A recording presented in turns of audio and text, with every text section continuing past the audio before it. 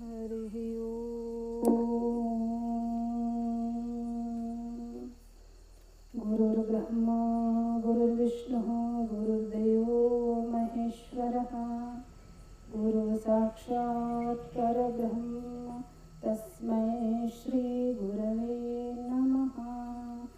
तस्मै श्री गुरवे नमः। ಪ್ರಾತಸ್ಮರಣೀಯ ಯನಾರಾಧ್ಯ ಸದ್ಗುರುಗಳನ್ನು ಎಲ್ಲ ಹೃತ್ಕಮಲದಲ್ಲಿ ಸ್ಮರಿಸಿಕೊಳ್ಳುತ್ತಾ ಅದ್ವೈತ ಸಾರ್ವಭೌಮ ಸಾಧು ಚಕ್ರವರ್ತಿ ಸದ್ಗುರು ಸಿದ್ಧಾರೂಢ ಪಾಲ್ಜಿಯವರ ಪವಿತ್ರ ಎಡೆದಾವರಗಳಿಗೆ ಶರಣೆಂದು ಮಹಾಮೌನಯೋಗಿ ಗುರುನಾಥಾರೂಢಪ್ಪಾಜಿಯವರ ಶ್ರೀ ಚರಣಾರವಿಂದಗಳಿಗೆ ನತಮಸ್ತಕರಾಗಿ ಈ ಕಾರ್ಯಕ್ರಮದಲ್ಲಿ ದಿವ್ಯ ಸಾನ್ನಿಧ್ಯವನ್ನು ವಹಿಸಿರುವ ಪರಮ ಪೂಜ್ಯ ದೇವರ ಹುಬ್ಬಳ್ಳಿ ಅಪ್ಪಾಜಿಯವರ ಪವಿತ್ರ ಎಡೆದಾವರಗಳಿಗೂ ಕೂಡ ದೀರ್ಘದಂಡೋತ ಪ್ರಣಾಮಗಳನ್ನು ಸಮರ್ಪಿಸಿ ಈ ಬ್ರಹ್ಮ ವೇದಿಕೆಯ ಮೇಲೆ ಆಸೀನರಾಗಿರುವ ಪೂಜ್ಯ ಅಪ್ಪಾಜಿಯವರ ಶ್ರೀಚರಣಕ್ಕೂ ಹಾಗೂ ಎಲ್ಲ ಮಾತೆಯರ ಶ್ರೀಚರಣಕ್ಕೂ ಕೂಡ ಪ್ರಣಾಮಗಳನ್ನು ಸಮರ್ಪಿಸಿ ಈ ಸಾಯಂಕಾಲದ ಈ ಸತ್ಸಂಗದಲ್ಲಿ ಪಾಲ್ಗೊಂಡಿರುವ ಎಲ್ಲ ಶರಣೆಯರಿಗೂ ಕೂಡ ಶರಣು ಶರಣಾರ್ಥಿಗಳು. ಈ ಸಾಯಂಕಾಲದ ಸತ್ಸಂಗದಲ್ಲಿ ಅಧಿಕರಣವಾಗಿ ಇಟ್ಟುಕೊಂಡಿರುವಂತಹ ವಿಷಯ ಗುರು ಕೃಪಾ. ಅಧ್ಯಾತ್ಮ ಕ್ಷೇತ್ರದಲ್ಲಿ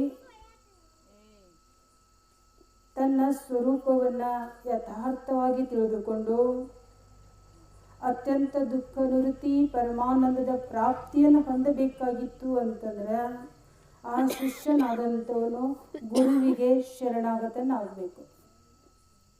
ಗುರುವಿಗೆ ಶರಣಾಗತನಾಗಿ ಆಪ್ತ ಅಂಗ ಸ್ಥಾನ ಸದ್ಭಾವದ ಮುಖಾಂತರ ಗುರುವಿನ ಸೇವಾದಿಗಳನ್ನು ಮಾಡಬೇಕು. ಇಲ್ಲಿ ಗುರು ಕೃಪಾ. ಕೃಪಾ ಅಂತಂದ್ರೇನು? ಕೃ ಅಂತಂದ್ರೆ ಕ್ರಿಯಾ, ಪ ಅಂತಂದ್ರೆ ಪ್ರಾಪ್ತಿ ಮಾಡಿಕೊಳ್ಳೋದು. ಏನು ಪ್ರಾಪ್ತಿ ಮಾಡಿಕೊಳ್ಳೋದು ಅಂತಂದ್ರೆ ಗುರುವಿನ ಕರುಣೆಯನ್ನ ಪ್ರಾಪ್ತಿ ಮಾಡಿಕೊಳ್ಳೋದು. ಹೇಗೆ ಮಾಡಿಕೊಳ್ಳೋದು ಅಂತಂದ್ರೆ ಈಗ ಹೇಳಿತಲ್ಲ, ಆಪ್ತ ಅಂಗ ಸ್ಥಾನ ಸದ್ಭಾವಗಳ ಮುಖಾಂತರವಾಗಿ ಗುರುವಿನ ಸೇವಾದಿಗಳನ್ನು ಮಾಡಿ ಗುರುವಿನ ಕರುಣೆ ಆತನ ಕೃಪೆಗೆ ನಾವು ಪಾತ್ರರಾಗಬೇಕು.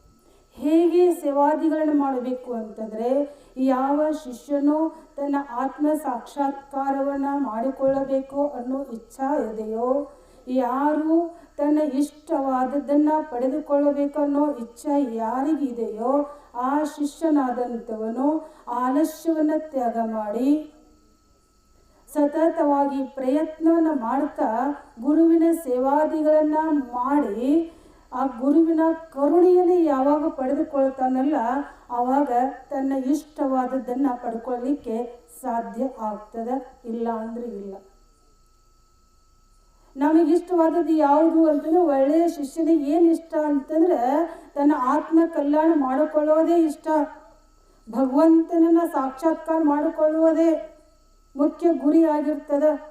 ಆ ಪರಮಾತ್ಮನ ಸಾಕ್ಷಾತ್ಕಾರ ಆಗಬೇಕಾಗಿತ್ತು ಅಂತಂದ್ರೆ ಇಲ್ಲಿ ಸತತವಾಗಿ ಶಿಷ್ಯನಾದಂಥವನು ಆಲಸ್ಯಗಳನ್ನು ತ್ಯಾಗ ಮಾಡಬೇಕು, ಅಹಂಕಾರವನ್ನು ತ್ಯಾಗ ಮಾಡಬೇಕು, ಮಾನ ಪ್ರತಿಷ್ಠೆಗಳನ್ನು ತ್ಯಾಗ ಮಾಡಬೇಕು. ಇವುಗಳೆಲ್ಲವನ್ನು ತ್ಯಾಗ ಮಾಡಿ ನಿರಹಂಕಾರ ಭಾವದಿಂದ ಅಹಂಕಾರ ಶೂನ್ಯವಾಗಿ ಗುರು ಸೇವಾದಿಗಳನ್ನು ಮಾಡಿದಾಗ ಅಲ್ಲಿ ಗುರುವಿನ ಕರುಣೆ ಆಗುತ್ತದೆ.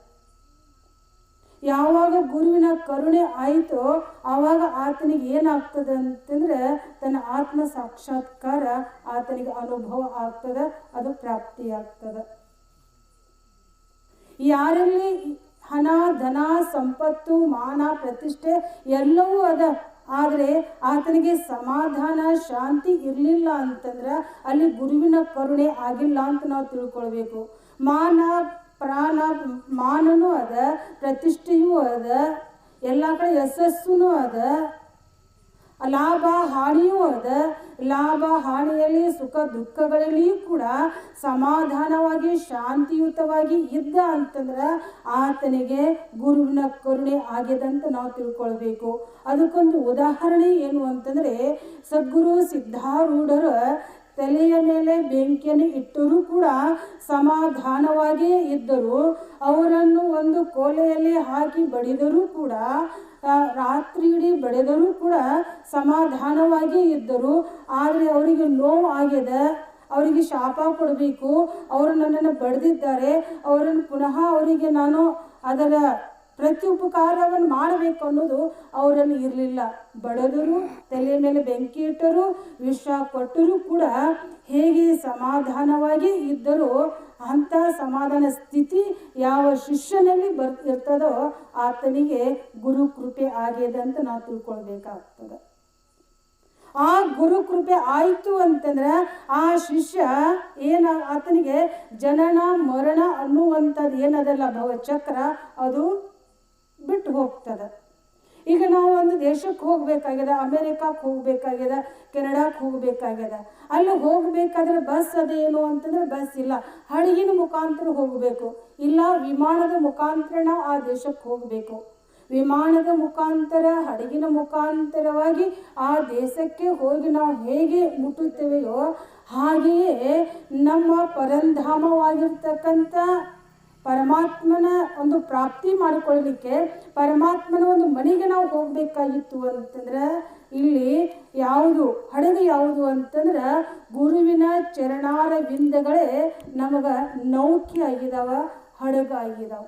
ಸದ್ಗುರುನಾಥನ ಚರಣಗಳನ್ನು ನಾವು ಆಶ್ರಯ ಮಾಡಿಕೊಂಡಿದ್ದಾದ್ರೆ ಹುಟ್ಟು ಸಾವು ಅನ್ನತಕ್ಕಂಥ ಭವಚಕ್ರದಿಂದ ನಾವು ಬಿಡುಗಡೆಯನ್ನು ಹೊಂದಿ ಆ ಗುರುವಿನ ಪಾದದ ನೌಕೆಯಲ್ಲಿ ಕುಳಿತು ಪರಮಾತ್ಮನ ಮನೆಗೆ ಹೋಗ್ಲಿಕ್ಕೆ ಸಾಧ್ಯದ ಇಲ್ಲ ಅಂದ್ರೆ ಇಲ್ಲ. ಪರಮಾತ್ಮನನ್ನ ಸಾಕ್ಷಾತ್ಕಾರ ಮಾಡಿಕೊಡುವವನೇ ಗುರು, ನಮ್ಮ ಆತ್ಮ ಸಾಕ್ಷಾತ್ಕಾರವನ್ನು ಮಾಡಿಸಿಕೊಡುವವನೇ ಗುರು, ನಿಜವಾದ ಶಾಂತಿಯನ್ನು ನಮ್ಮಲ್ಲಿ ತಂದು ಕೊಡುವವನೇ ಗುರು. ಅಂಥ ಗುರುವಿನ ಕೃಪೆ ನಮ್ಮ ಮೇಲೆ ಆಗಬೇಕಾಗಿತ್ತು ಅಂತಂದ್ರೆ ಅಲ್ಲಿ ಶಿಷ್ಯನಾದಂಥವನ ಸೇವಾ ಸತತವಾಗಿರಬೇಕಾಗ್ತದ. ಗುರು ಕರುಣಿಸಲು ಸಂಸಾರ ವಿಷಯ ಕೆಟ್ಟಿತು, ಮಾಯಾ ಪ್ರಪಂಚವ ಬಿಟ್ಟಿತು, ಹುಟ್ಟರಿದು ಹೋಯಿತು, ನೆಟ್ಟನೆ ಗುರುಪಾದವ ಮುಟ್ಟಿ ಭವಗೆಟ್ಟೆನು ಕಾಣ ರಾಮನಾಥ. ಗುರುವಿನ ಕರುಣೆ ಆಯಿತು ಅಂತಂದ್ರೆ ಸಂಸಾರದ ವಿಷಯ ಕೆಟ್ಟು ಹೋಗ್ತದೆ.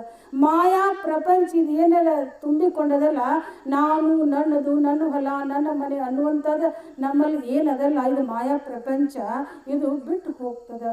ಹುಟ್ಟರಿದು ಹೋಯಿತು. ಇಲ್ಲಿ ಜನನನೇ ಇಲ್ಲ ಅಂತಂದ್ರೆ ಸಾವು ಎಲ್ಲಿ ಬರ್ತದ? ನಾವು ಹುಟ್ಟವನು ಅಲ್ಲ, ಸಾಯೋವನು ಅಲ್ಲ ಅನ್ನೋ ನಿಜವಾದ ಜ್ಞಾನ ಆಯಿತು ಅಂತಂದ್ರೆ ಮುಂದೆ ಸಾವು ಇಲ್ಲ, ಮುಂದೆ ಹುಟ್ಟೂ ಇಲ್ಲ, ಅದೆಲ್ಲೂ ಕೂಡ ಏನಾಗ್ತದ ಹರಿದು ಹೋಗ್ತದ. ಅಂಥ ಭವಚಕ್ರದಿಂದ ನಾವು ಬಿಡುಗಡೆ ಆಗಬೇಕಾಗಿತ್ತು ಅಂತಂದ್ರೆ ಅದಕ್ಕೆ ಗುರು ಕರುಣೆ ಅನ್ನೋದು ಬಹಳ ಮುಖ್ಯದ. ಗುರುವಿಗೆ ಏನು ಕೊಟ್ಟರು ಒಲಿತಾನೆ ಅಂತಂದ್ರೆ ನೀವು ಹಣ ಕೊಟ್ಟರು ಒಲಿಯೋದಿಲ್ಲ, ಧನ ಕೊಟ್ಟರು ಒಲಿಯೋದಿಲ್ಲ, ನಿಮ್ಮ ಶ್ರೀಮಂತಿಕೆಗೂ ಒಲಿಯೋದಿಲ್ಲ. ಗುರು ಒಲಿಯೋದು ಸೇವಾಕ ಮಾತ್ರ ಗುರುವಿನ ಕರುಣೆ ಆಗ್ತದೆ. ಅಂಥ ಸೇವೆಯನ್ನು ಮಾಡುವಂಥ ಸದ್ಬುದ್ಧಿಯನ್ನು ಆ ಸದ್ಗುರುನಾಥ ನಿಮ್ಮೆಲ್ಲರಿಗೂ ಕೊಡಲಿ ಅಂತ ಹೇಳುತ್ತಾ ನನ್ನ ಎರಡು ಮಾತುಗಳಿಗೆ ವಿರಾಮ.